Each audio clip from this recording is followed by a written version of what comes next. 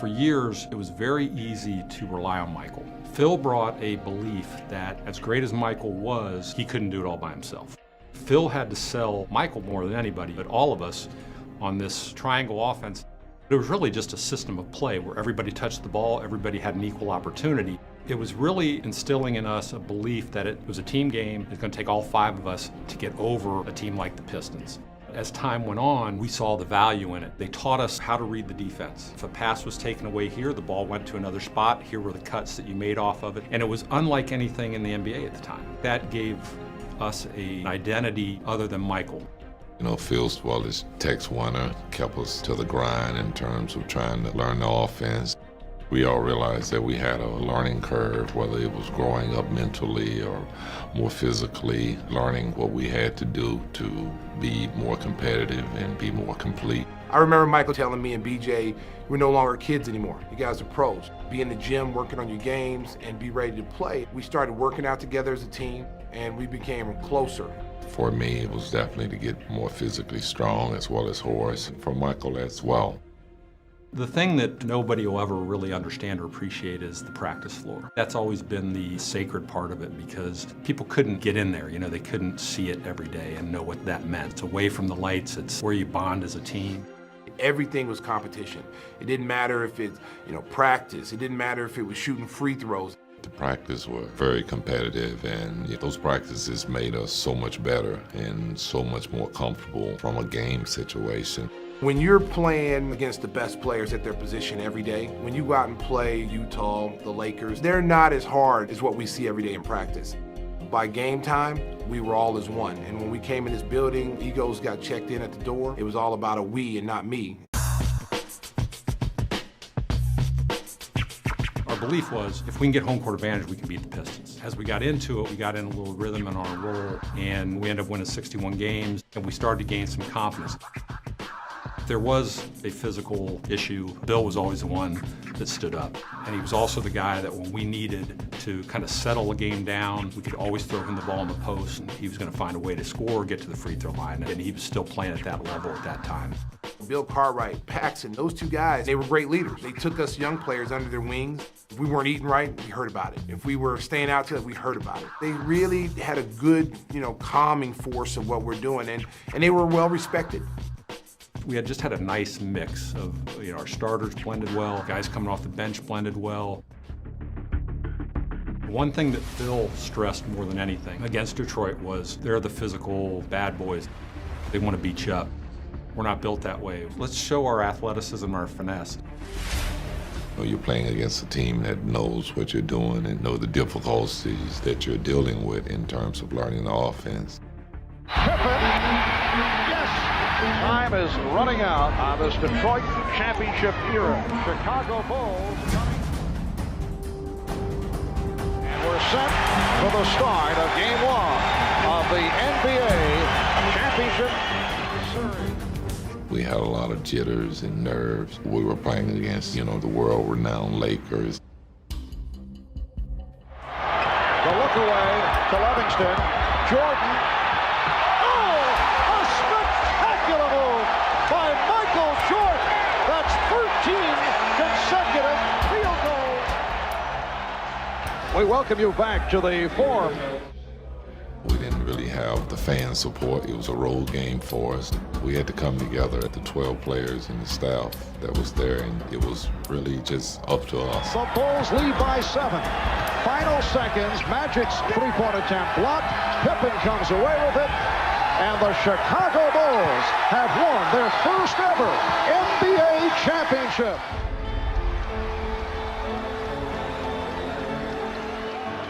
And Michael Jordan has answered a couple of questions. There have been doubters over the years whether a team led by Jordan could win a championship. I want everybody to prosper from this whole event.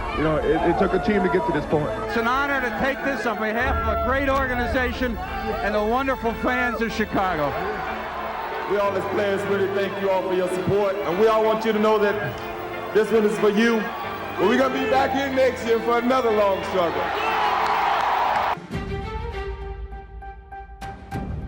Being the defending champs tend to draw a little more attention from that. As a player, you embrace because you need other challenges going forward to stay motivated throughout the regular season. You'll know where you want to be at the end of the season, but how do you keep that motivation? How do you keep that edge? We stayed competitive every night. We wanted to win every game. Focus on game to game and what we had to do to get better as a team. And the Bulls win it 99-94. Know that this game is just over, but in the back of your mind, there are some thoughts about the Portland Trail Blazers. Not right now. We think about them over the weekend. You know, they were arguably the best team in the Western Conference. They had the athletes to match up with us. Drexler against Michael Jordan. This is a matchup that everybody wanted. Jordan again from three-point land. And Jordan fires another three. There's Jordan for three. Yes! I don't believe it. This place is pandemonium. He is hot. Three again. Oh, Michael's good again. That was a tough series. We had to come back here in game 6. You know, they were up, I think, 16, 17 points going into the fourth quarter. You know, Phil Jackson put our younger players in because we were energy guys. He knew that we weren't going to get blown out if we were in the game because of our energy level. Those fans can get you hyped very quickly and get you back in the game. You can be down 10 points and you don't have any energy, and all of a sudden you make a little run, hit a basket, and that crowd noise and that energy starts to feed because it seemed like the sound went straight from the floor all the way up to the ceiling. It's an explosion. We cut the lead down, and the momentum had completely changed in that game. Portland starts to panic a little bit.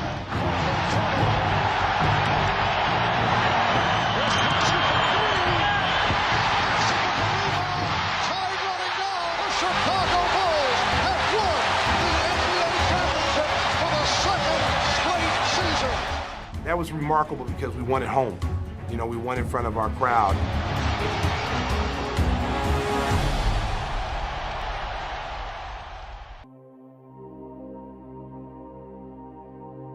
As the season gets so tired and grinding, you know, you think you're headed to another shoot around. A lot of times Phil would just surprise us with different things, taking us to a park, taking us to do yoga. You know, those were just great times. BJ just holds, bothered by Price, dump to Michael. 6, 5, 4. Michael strip, got it back. 3, 2. Michael falls, fires. Yeah! Does it again! The Bulls win. He looks at the crowd. The Eastern Conference was much more physical. New York was a hard-hitting physical series.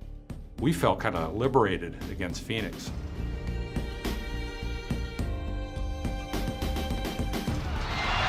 There's Paxson for three. Yes! The Bulls take a 1-point lead, and Phoenix calls for time. Blocked by Horace. Picked up by Miller. It's over. The Bulls win the championship. Not only they win, but now they're winning every year. This is an incredible departure for Chicago. That everybody in sports is looking toward Chicago as the model, as the team to be most feared, most respected, most admired, and most copied. Because there was excellence every night, because of the publicity that this team got during those years, propelled the league into something that it had never been before. When I lose the sense of motivation and the sense to prove something as a basketball player, it's time for me to move away from the game of basketball.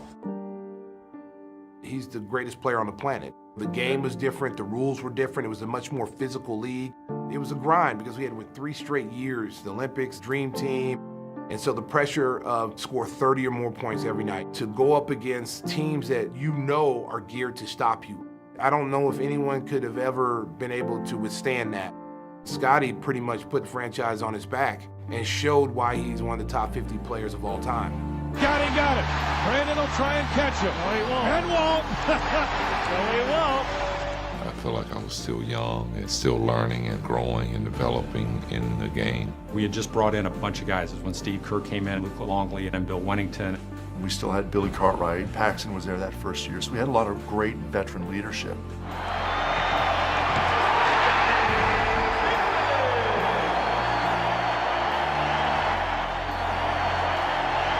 Bob comes into Tony. Look out, it's on line. Yeah! Bulls win it! Kukoc with the lifesaver! Somehow that group kind of found a new energy, and Scotty had an MVP type of year.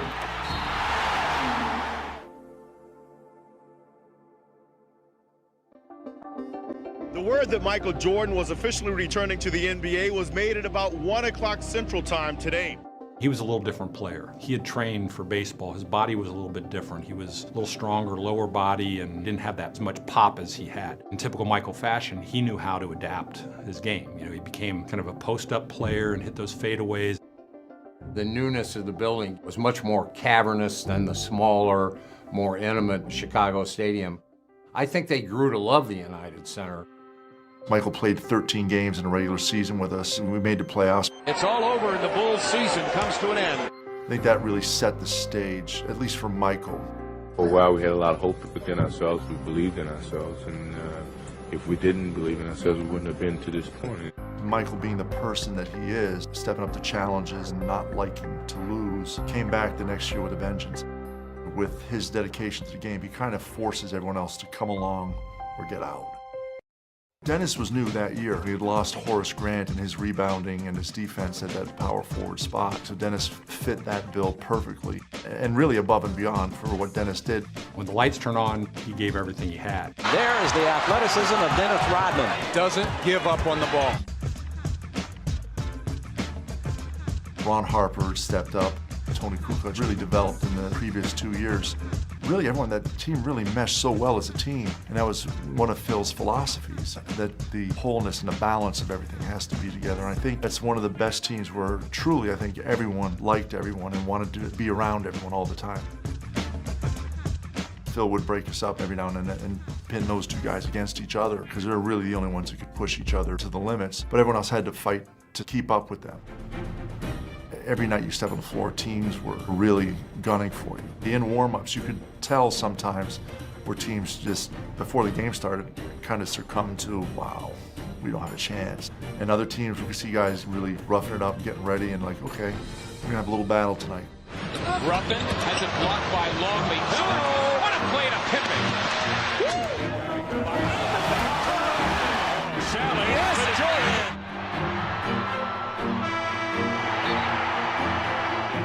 It seemed like nothing went wrong that whole year. We won a lot of games because of the closeness. Nothing rattled us. We were more polished from the neck up. We thought the game out a little bit more. We read each other more. We communicated better on the court. We had a great group of guys in terms of our bench, guys that, you know, were professionals in terms of taking care of their bodies and being ready for the back-to-backs. The 72-10 season was absolutely incredible, and how dedicated the team and coaching staff were, not necessarily to achieve that record, but to make sure that they were ready to win another championship. The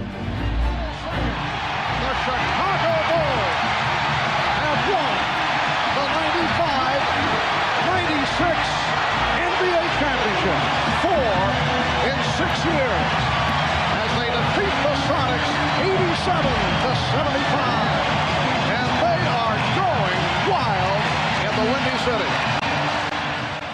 The first 72-10 year was special, but by the end of it, the media attention was great. And then for the next 2 years, it just stayed the same. That group was completely different than our group. It was more of a rock and roll show. We called it the Beatles with Michael, Scotty, and Dennis. There was always, no matter what time of night you arrived in a city, there'd still be 100, 200, 300 people standing in front of the hotel. People are bringing their kids out just for a chance to see Michael Jordan, Scottie Pippen, Dennis Rodman. I never dreamt of basketball being that important to people's lives. It was just a road show for us, and the road show became really good because we were kicking teams' butt along the way. They had to compete every night because every other team was giving them their absolute best. Some of the criticism was that anybody could win with Michael, and anybody could win with Michael, Scotty, and Dennis. That's not necessarily true. The genius of Phil was his ability to get these guys, even though there were so many stars, to play together collectively with a common goal in mind at the end of the year. That was where Phil was so great. Phil did a real good job in the latter parts of our careers of really holding us back and keeping us hungry for the game. Shot clock at 5. Pippen for 3. Yes. They were smart. They had smart players and guys that knew how to play. It was tough to match up against them. Our stuff worked really well against them, but they had the one guy that could come out there and put you to sleep pretty quick. Just a tremendous competitor. It's the clock. 5 on the 24. Here's Jordan. Did not have the shot. Curved up. 5 seconds remaining in regulation. The inbound. Pippen rolls it. Coach have won their 5th championship in the last 7 years.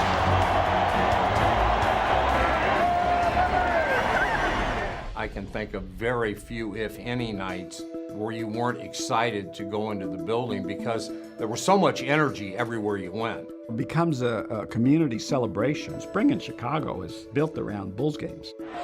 Jordan trying to beat the clock on the other end. Pull up 3. Yeah. Jordan, honestly, he was mentally like he was in 92, 93. Again, he was done, and he needed another break. Phil, titles that last season, 97, 98, The Last Dance. And we're going to do this Last Dance together. Those who were lucky enough to watch had a sense that they were witnessing something special that they may never have a chance to witness again. Here comes Chicago, 17 seconds. Jordan, open, Chicago with the lead! Stockton, Harper's on him, behind the screen.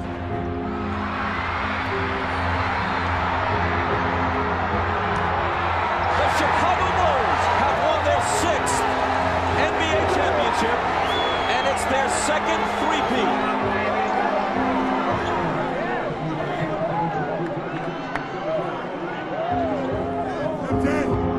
Oh my God, that was beautiful. What a beautiful.